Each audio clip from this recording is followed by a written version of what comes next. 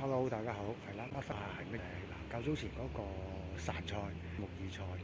咁就依家就要施肥㗎啦，咁咪俾少少肥料。好啦，跟住我諗嗰個木菜或者係菜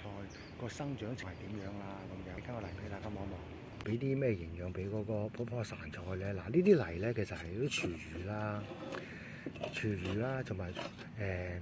枯葉啦、枯木啦，仲有係嗰啲。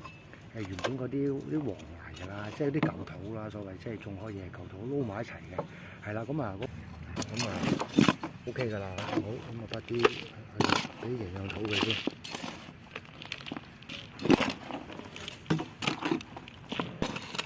一定呢營養加啲俾佢，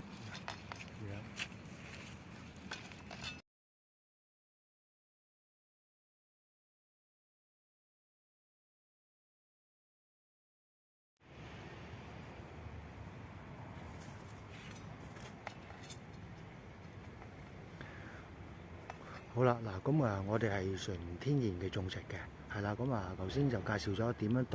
點樣調教嗰個堆肥出嚟啦，即係嗰個營養土啦，咁樣。好啦，嗱，咁啊，呢個營養土咧就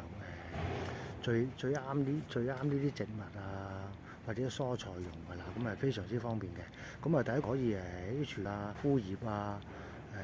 枯葉同埋啲枯木啊，咁啊做一個堆肥咁啊，環保係好環保嘅做法嘅咁樣，係啦，咁係啦，嗱，咁啊，再俾大家望一望嗰個潺或者人哋叫木耳菜嘅，俾大家望先，近鏡俾大家望一望，係啦，咁就嗱，依家即係生長得嗰個量就錯嘅咁樣，咁啊希望大家即係留言啦，睇下關於種得唔得一下，咁啊可以俾啲意見啦咁樣，咁啊可以睇呢條片仲睇下啦。係啦，咁啊頭先介紹下嗰個即係堆肥嗰個做法啦，係點樣做法啦？係咪頭先？嗱，咁我會另外出多一條片咧，就同大家分享下咧。咁啊，究竟係嗰個堆肥係點樣堆法咧？咁樣遲啲又出一條片咧，仲睇大家分享下做堆肥係點樣堆嘅咁樣。OK，好啦，嗱，咁啊今日就多謝晒大家嘅收睇啦，希望大家咧就呢條咁咧就俾